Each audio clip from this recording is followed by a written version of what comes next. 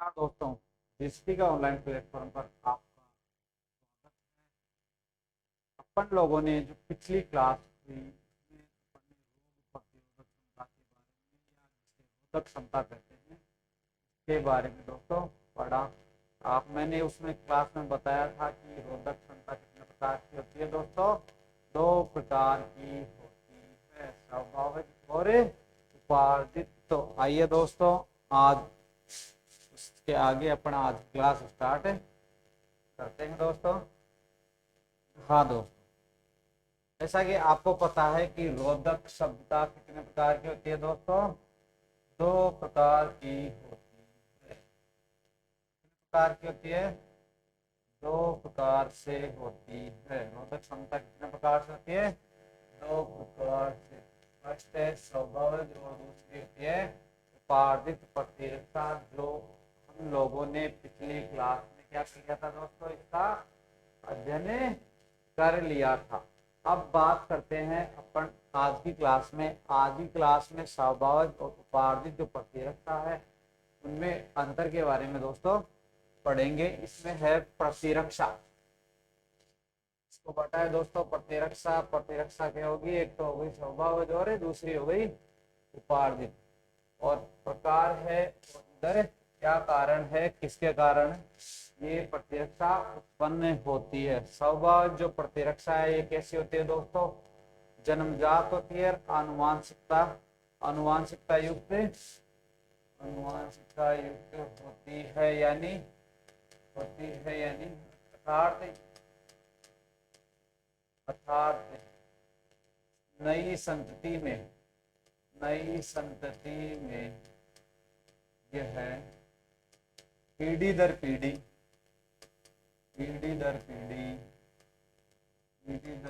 संचरित होती है और यह जीवन पर्यंत रहती है। और यह कैसे क्या करती है? जीवन पर्यंत जीव के शरीर में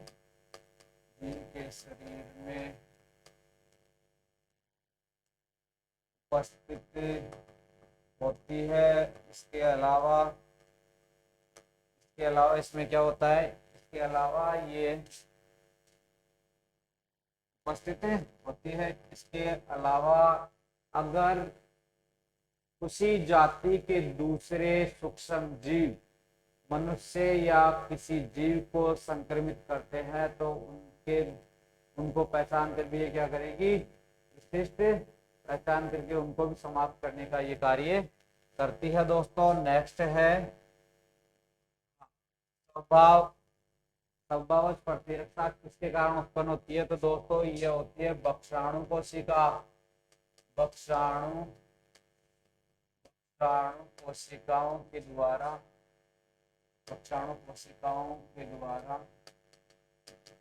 लाइसोजाइम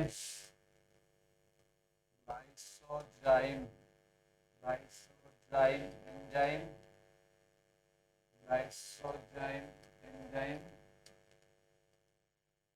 इंटरफेरॉन के द्वारा इंटरफेरॉन कौन स्रावित करेगा दोस्तों? ये स्रावित करेगा श्लेष्म कोशिकाएं जो होंगी, कोशिकाएं जो इसमें वगैरह होंगी उनसे स्रावित होता है। लास्ट है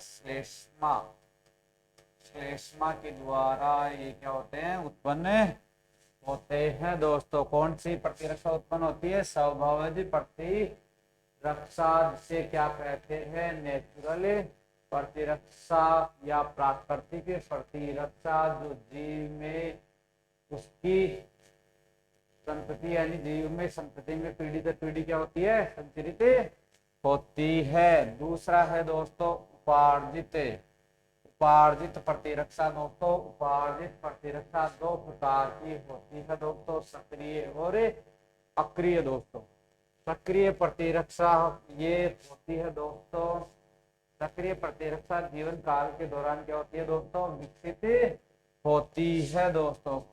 कब विकसित होती है? जीवन काल के दौरान विकसित पहचान विकसित होती है जो किसी विशिष्ट रोग के प्रति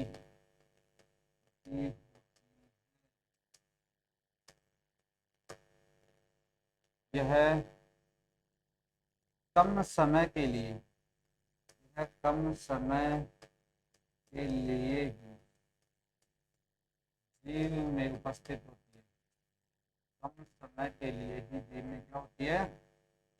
जीव में उपस्थित होती है। कम समय के लिए जीव में उपस्थित होती है और यह रोगी को अगर उसी जाति के जो दूसरे जीव होते हैं, यानी रोगी को उसी जाति के दूसरे सूक्ष्म जीवों को पहचान करके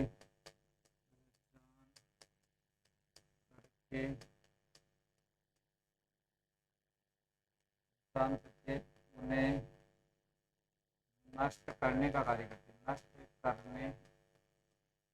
नष्ट करने का कार्य करती है दोस्तों। हाँ दोस्तों, कारण क्या है? उपार्जित प्रतिरक्षा के लिए कौन जिम्मेवार है? किसके कारण उपार्जित प्रतिरक्षा उत्पन्न होती है? तो ये दोस्तों सक्रिय रूप में कैसी होगी?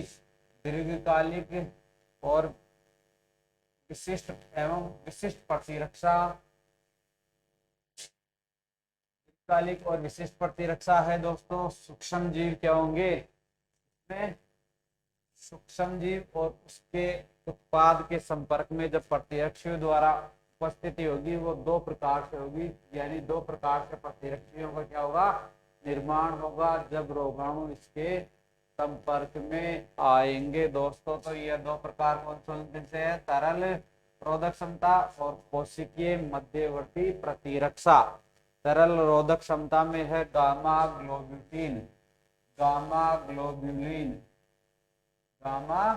ग्लोबुलिन और कोशिकीय मध्यवर्ती प्रतिरक्षा में है दोस्तों लिम्फोसाइट। कोशिकाएं काम में आती है। जो लिम्फोसाइट कोशिका क्या करती है? लिम्फोकाइंस का स्राव करती है, जो इन रोगाणुओं को क्या करने का कार्य करते हैं? नष्ट करने का कार्य करते हैं दोस्तों। नेक्स्ट चलते हैं। उपार्जित प्रतिरक्षा का जो दूसरा रूप है वह है कृत्रिम प्रतिरक्षा। इसमें क्या होता है दोस्तों? यह प्रतिरक्षा टीके के द्वारा। कारण कौन सा होता है दोस्तों? टीके के द्वारा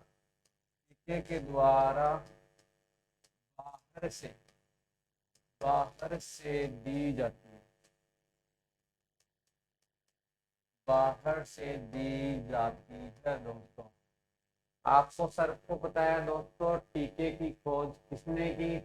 टीके से आपको क्वेश्चन पूछ लिया जाए तो टीके की खोज की थी दोस्तों एडवर्ड जेनर ने। और एडवर्ड जेनर ने कौन से टीके की खोज की थी? सर्वप्रथम चेचक टीके की खोज। चेचक तब 1796 ईस्वी में चेचक टीके की खोज की थी। और चेचक टीके की खोज करके इन्होंने चेचक के उपचार में बहुत ही अतुलनीय इन्होंने अपना योगदान दिया। इसी कारण एडवर्ड जेनर को जो है एडवर्ड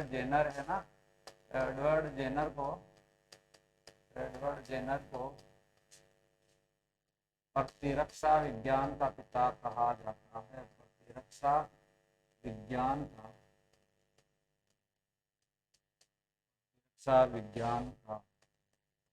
पिता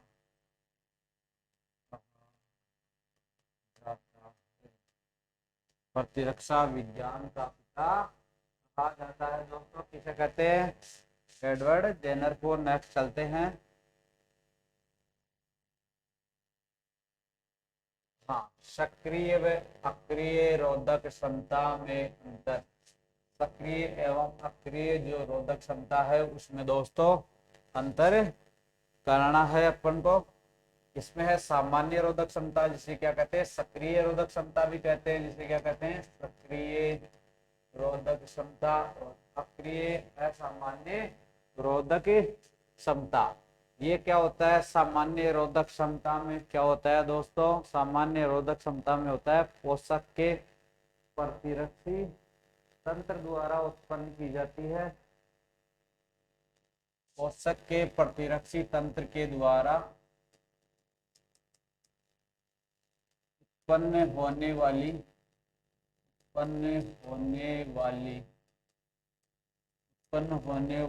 प्रतिरक्षा। पोषक के प्रतिरक्षी तंत्र के द्वारा उत्पन्न होने वाली प्रतिरक्षा कौन सी प्रतिरक्षा होती है? सामान्य प्रतिरक्षा। अक्रिय रोधक क्षमता यह दोस्तों यह या इस प्रकार की जो रोधक क्षमता होती है, रोधक क्षमता का विकास बाहर से दिए गए प्रतिरक्षियों के द्वारा होती है। प्रतिरक्षियों के द्वारा बाहर से दिए गए प्रतिरक्षियों के द्वारा होती है। बाहर से दिए गए प्रतिरक्षियों के द्वारा होती है। दूसरा है दोस्तों संक्रमण। संक्रमण किस प्रकार से होगा दोस्तों? संक्रमण होता है जो इम्यूनोजेंस के संपर्क से उद्दीपन प्राप्त होने पर विकसित होता है। अब जो संक्रमण है तो संक्रमण किससे संपर्क करेगा? उद्दीपन से प्राप्त होगा। उद्दीपन किसे प्राप्त होगा? एंटीजेंस को। और वो क्या होंगे? प्रभावी हो जाएंगे किसमें? सक्रिय प्रतिरोधक क्षमता में। और दूसरा है बाहर से तैयार। बाहर से तैयार का मतलब पोषक की देह में यानी बाहर से यानी टीके के रूप में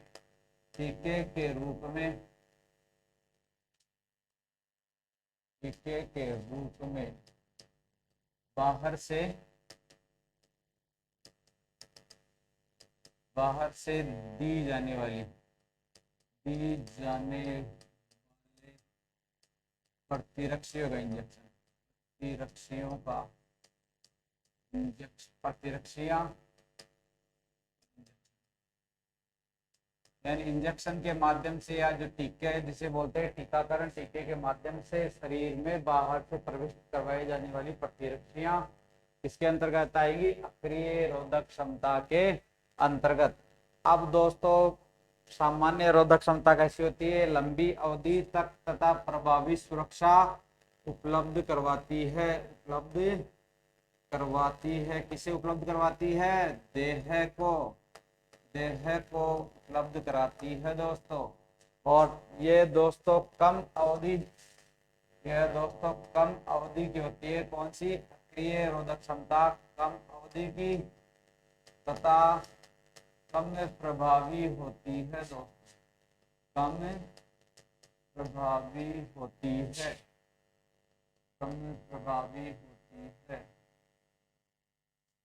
प्रभावी होती है। नेक्स्ट है रोधक क्षमता उत्पन्न होने में सुसुप्त काल लिया जाता है दोस्तों।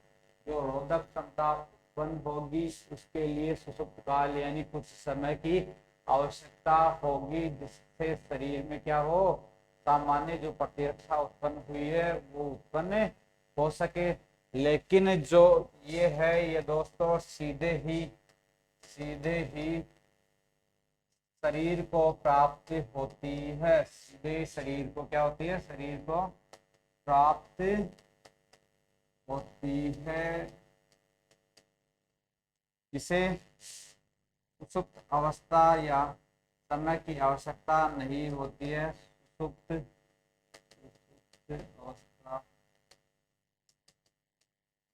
अवस्था की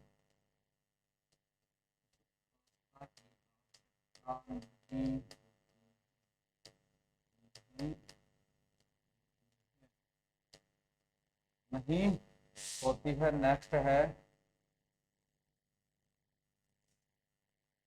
रोधक क्षमता कैसी होती है? स्मृति युक्त होती है। यानी स्मृति युक्त यानी एक बार जो रोधक क्षमता विकसित हो गई शरीर में, जो क्षमता प्रतिरोध क्षमता हो गई किसके प्रति?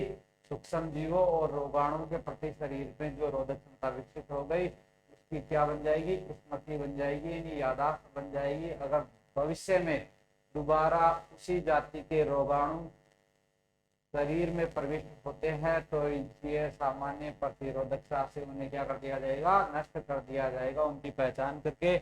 और इसमें क्या होता है दोस्तों, इसमें स्मृति नहीं बनती है दोस्तों, स्मृति नहीं बनती है, यह केवल नहीं बनती है। नेक्स्ट है द्वितीय उद्दीपक अधिक प्रभावी। द्वितीय उद्दीपक होता है दोस्तों वो क्या होता है, अधिक प्रभावी होता है। यानी द्वितीय उद्दीपक जो दूसरी बार जो उद्दीपक मिला, कब, जब रोगाणु शरीर में प्रविष्ट हुए उस समय ये क्या होगा, अधिक प्रभावी। लेकिन जब दूसरी बार प्रतिरक्षी शरीर में प्रविष्ट करवाए जाते हैं, शरीर में प्रविष्ट करवाए जाते हैं तो ये प्रथम बार से कम प्रभावी होते हैं, प्रथम बार से कम प्रभावी होते हैं, प्रथम बार से कम प्रभावी होते हैं। दूसरा है बूस्टर प्रभाव रखती है दोस्तों। बूस्टर प्रभाव यानी जो इसमें यानी बूस्टर यानी एक बार जब रोग के प्रति प्रतिरोधक क्षमता उत्पन्न हो गई तो ये उस प्रकार के रोगों के यानी उसी जाति के रोगाणुओं के प्रति और उस रोग के प्रति क्या हो जाएगी, ये बढ़ती जाती है दोस्तों। नेक्स्ट है ऋणात्मक प्रावस्था उत्पन्न हो सकती है दोस्तों। ऋणात्मक प्रावस्था यानी यह जीवन में क्या हो सकती है, कभी समाप्त भी हो सकती है दोस्तों। लेकिन इसमें ऋणात्मक अवस्था नहीं होती है, यानी एक बार विकसित होने के बाद यह नष्ट आसानी से नष्ट नहीं होती है। नेक्स्ट है रोधक क्षमताहीन व्यक्ति में प्रभावी नहीं। जो रोधक क्षमताहीन जो व्यक्ति है उसमें प्रभावी नहीं, यानी जो कमजोर मनुष्य है उनमें ये रोग प्रतिरोधक क्षमता उत्पन्न नहीं होती है, जबकि ये रोधक क्षमताहीन व्यक्तियों में ही प्रभाव के लिए रोधक क्षमताहीन व्यक्तियों में ही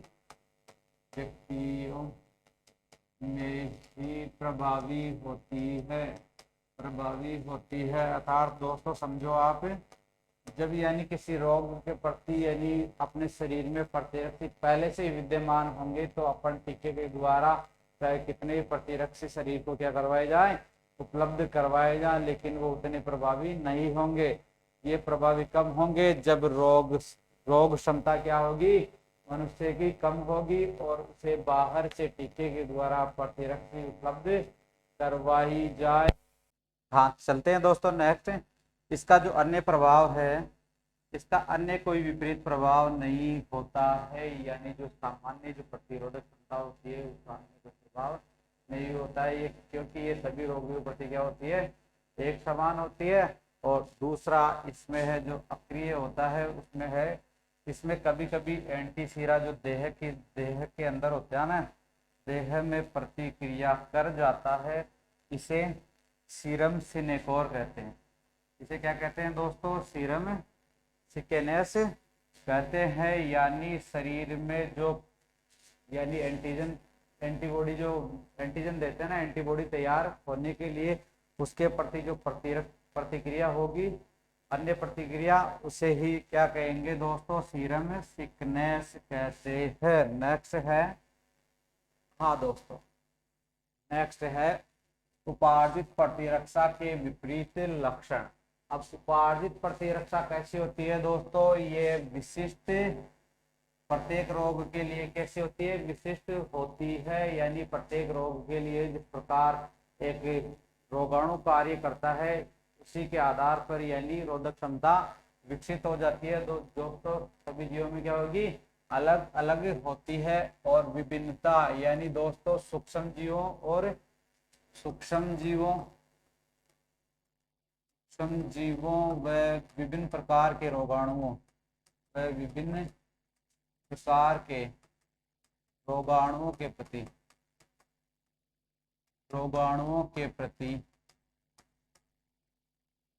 विभिन्नता लिए हुए होती है। यानी विभिन्न प्रकार के रोगाणुओं के प्रति जो प्रतिरोधक क्षमता उत्पन्न होती है उसी को क्या कहते हैं, विभिन्नता का गुण इसमें उपस्थित होता है दोस्तों। और उपार्जित प्रतिरक्षी कैसे होते हैं, विभिन्न प्रकार के हो सकते हैं दोस्तों।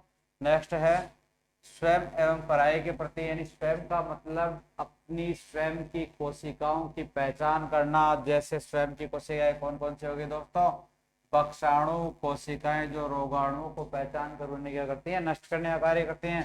श्लेष्म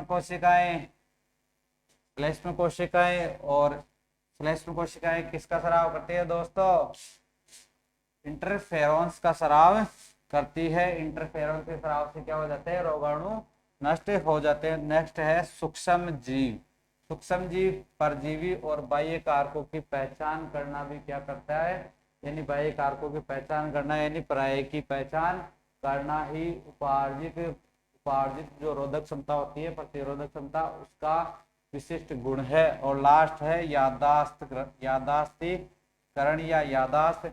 अब यादाश्त कैसे, जैसे प्रतिरक्षियों के द्वारा रोगाणुओं को नष्ट करना। अब रोगाणुओं को नष्ट कैसे करेगा दोस्तों, जब ये उनकी पहचान कर लेगा। जैसे यदि मान लो किसी मनुष्य या जीव को चेचक रोग हो जाता है, जैसे जंतुओं को चेचक रोग हो गया, तो क्या होगा दोस्तों, उसमें एक बार जैसे कोई रोगी ग्रसित हो गया तो उसमें रोग से बच जाने के बाद उसमें एंटीबॉडी का निर्माण हो जाएगा। और जब कभी भावी जीवन में चेचक के रोगाणु शरीर के ऊपर दोबारा से प्रभाव अपना दिखाएंगे तो ये क्या करेगी, उपार्जित प्रतिरोधक जो क्षमता है उनको पहचान करके तुरंत नष्ट करने का कार्य करती है दोस्तों। Thank you. इसी के साथ आपकी क्लास समाप्त होती है दोस्तों।